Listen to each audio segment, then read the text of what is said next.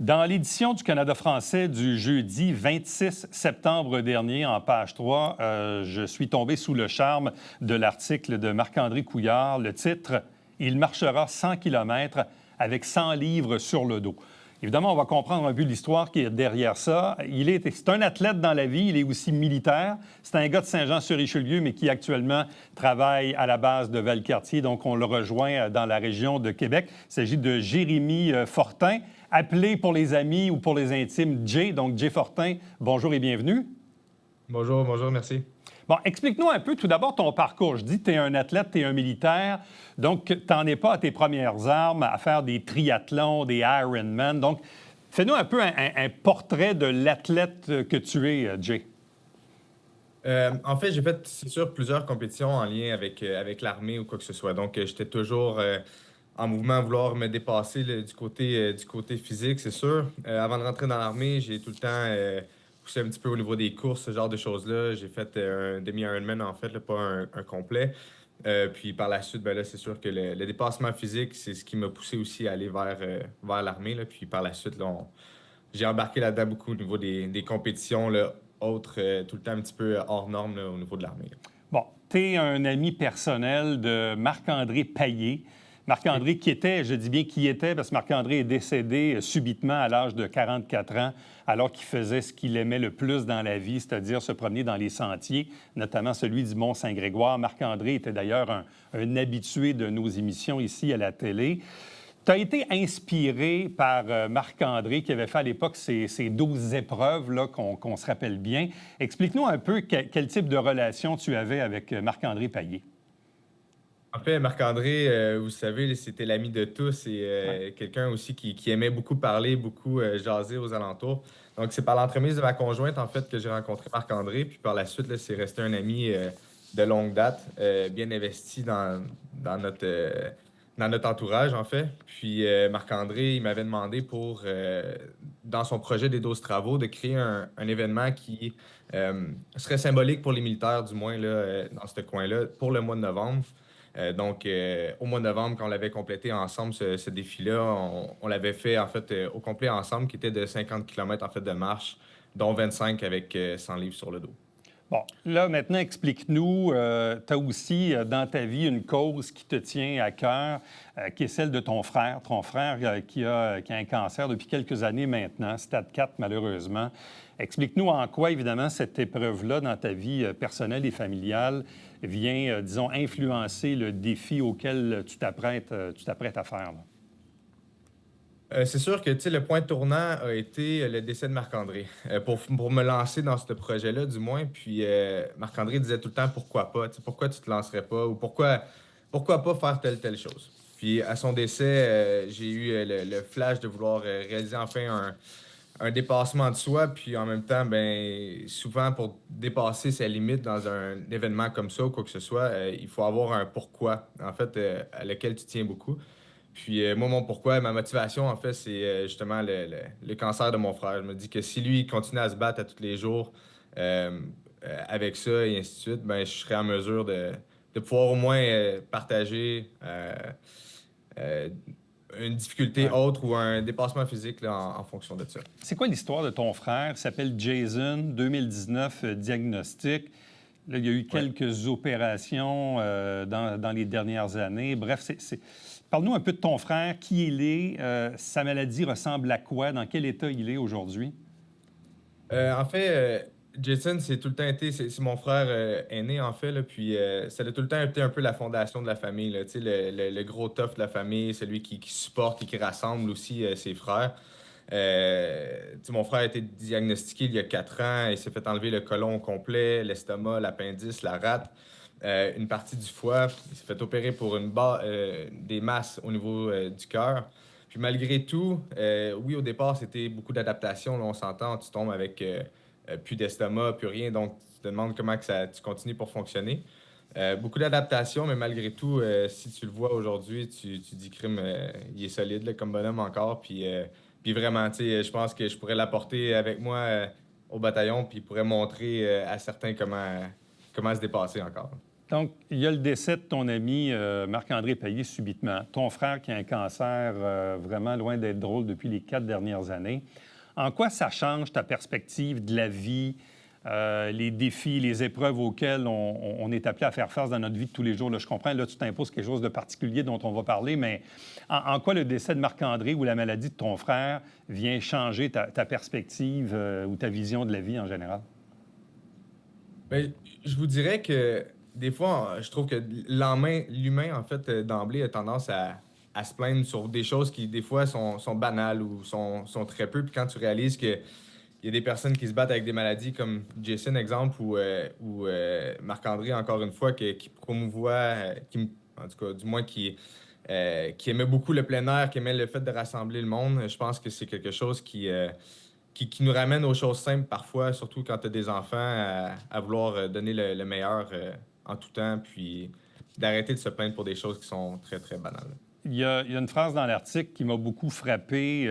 Tu dis, mon frère m'a déjà dit que de faire de la chimio, c'est comme avoir 100 livres sur les épaules. Exactement. Puis là, tu transposes ça un peu au défi que tu t'apprêtes à livrer. Quel est le lien que tu fais un peu entre les deux quand ton frère il te dit, tu sais, faire de la chimio, là, c'est comme avoir 100 livres sur les épaules? Ben, il y a eu un grand cheminement qui s'est fait là, à savoir comment je choisissais mon défi. Tu sais, qu'est-ce qui allait me toucher suffisamment et ainsi de suite. Puis moi, je fonctionne beaucoup au frisson. Si je pense à quelque chose puis j'ai mon frisson, ça veut dire que je suis sur la bonne voie. Puis dans le fond, quand que mon frère me dit ça, ça m'a aussi allumé le fait que crime, c'est quelque chose que je pourrais essayer de faire, c'est porter le même fardeau que lui pendant 24 heures. Bon, Donc, c'est vers ça que je me suis aligné par la suite. explique-nous un peu comment ça va se passer. Donc, c'est aux alentours du 8 novembre. Tu vas faire ça, je crois, aussi dans la région de Québec, la région que tu habites en ce moment parce que tu es militaire à Valcartier. Techniquement, ça ressemble à quoi? Dire, oui, on va marcher 100 km avec 100 livres sur le dos. L'entraînement, la gestion de l'énergie, l'itinéraire. Bref, comment ça va se passer? En fait, je commence le 8 novembre à Rivière-à-Pierre, qui est au bout de la vélopiste de Sainte-Catherine de la Jacques-Cartier, qui est la vélopiste là, dans le coin de Portneuf, la plus populaire, en fait. Qu'on part de là le 8 novembre à 6 heures le soir jusqu'à le lendemain, 6 heures le soir, évidemment, dans le coin de Québec, directement à la Citadelle. Donc, je suis tout le long le chemin de ça. La préparation, c'est quand même difficile. Souvent, j'essaie de mentionner aux gens, exemple, tu vas courir un 10 km de course. Puis tu vas faire un 10 km de marche avec un rucksack. La taxe de récupération par la suite est très, très différente sur le corps. Tu sais, les articulations et tout, on se rajoute quand même une certaine charge. Donc, je ne peux pas me permettre de marcher à chaque jour et ainsi de suite. Donc, ça doit être un entraînement qui est quand même assez intelligent. Je ne peux pas me lancer d'un côté ou de l'autre. Puis, la personne qui m'aide à faire ça, c'est Guy Leclerc, qui est mon entraîneur physique depuis longtemps, mon gourou pour tous les types d'entraînement que j'ai pu faire dans l'armée. Donc, c'est avec lui que je me réfère pour faire un entraînement de ça. Bon, 100 livres, tu mets quoi? Tu mets des briques? Tu mets du sable? Je veux dire, qu'est-ce que tu mets dans le sac pour que ça soit quand même, pas Ouais, ben, c'est sûr agréable, mais que, disons le plus facile possible, là, si on veut? vous voyez, tu sais, dans mon sac, c'est sûr que j'essaie de faire en sorte. Quand on regarde mon sac qui est tout petit, on dirait que c'est pas un 100 livres que j'ai sur le dos. Mais évidemment que je mets, en fait, c'est des poids, exemple une veste de poids avec des poids supplémentaires qui sont Ouais. là en fonte, là. C'est pas, le but, c'est que ça soit le plus stable possible, puis que ça conserve son 100 livres sur toute la marche aussi, là. Bon, là, dis-moi, est-ce que dans l'armée, vous faites ce genre de, pas d'entraînement, mais d'exercice qui peut quand même un peu se ressembler, c'est-à-dire d'avoir à transporter du poids? Bon, peut-être pas sur 100 km, mais est-ce que vous avez des exercices qui sont comparables dans l'armée? Ça l'a coupé, Monsieur Latour. J'ai dit, est-ce que dans l'armée, vous avez des exercices qui sont comparables, transporter du poids sur ses épaules?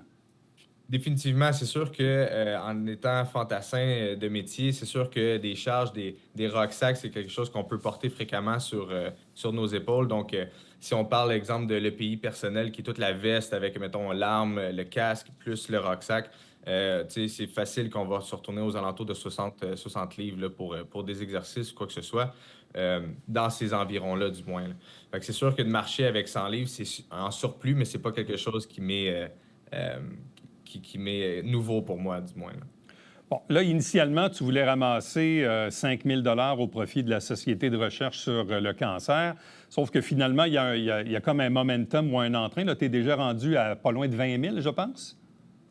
Oui, exactement. Donc, c'est ça. Objectif au départ, c'est sûr que je ne savais pas quelle ampleur que cet événement-là allait prendre non plus. Puis, c'est sûr que je ne suis pas un gros fan des réseaux sociaux à prime abord. Donc, c'est sûr que là, au départ, j'avais aucune idée de l'ampleur. J'avais comme objectif de 5 000. Puis là, on est rendu c'est ça, dans le coin du 20 000, là, à 19 700 quelques. Là. Puis j'attends encore des chèques de certains partenaires là, aux alentours. Donc. Bien là, il reste encore un mois et demi avant Oui. le jour du 8 novembre.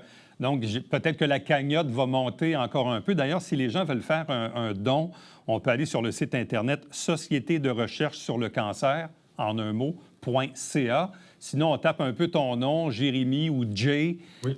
défi cancer. Bref, on est capable de te trouver pour faire un don en ligne. Là, quel genre d'entraînement dois-tu faire là, entre aujourd'hui et le 8 novembre? Le dernier bout de de ce que vous m'avez mentionné, ça l'a coupé encore Oui, une fois. désolé pour le son. Quel est le type d'entraînement que tu dois faire entre maintenant et le 8 novembre? Là, présentement, c'est sûr que là, je suis encore en train de. C'est par cycle, hein. Fait que c'est souvent par 4 semaines. Donc, je vais augmenter mon niveau d'entraînement sur 4 semaines. Après ça, je vais réduire pour avoir un certain repos, puis je repars. Puis là, d'ici à la fin, là, j'ai un autre test là, dans le bout du 25-26 octobre là, pour venir retester juste avant là, la finalité au niveau de la nutrition, du sac, est-ce que tout est correct et tout. Là, c'est quand même une certaine préparation, là, puisque je brûle énormément de calories durant ma marche. Comment ton frère trouve ton idée de défi? Pardon? Comment ton frère Jason trouve ton défi, Jay? Euh, Au départ, c'était, tu sais, veux pas, je nomme son nom quand même, tu sais, puis je l'implique dans tout ça. Donc, c'est sûr que je lui ai demandé la Ouais. permission de pouvoir en parler. Sa réaction a été, du moins, il a été très ému de ça. Puis, c'est sûr qu'il a voulu embarquer avec moi aussi par rapport à ça. Donc, c'est quelque chose qu'à chaque fois que je lui en parle, il est tout le temps comme, ben, tu sais, ça prend de l'ampleur Ouais. et ainsi de suite. Donc, c'est vraiment intéressant. Puis, on est content aussi d'être capable de promouvoir au niveau de la recherche là, pour le cancer. Jérémy Fortin, merci beaucoup. Bravo à l'avance. Félicitations. On encourage les gens donc à te supporter dans ce défi unique de marcher 100 km avec 100 livres sur le dos le 8 novembre prochain. Jay Fortin, merci beaucoup. Bonne chance. Merci à vous. Bonne journée. Restez avec nous. On vous revient après ceci.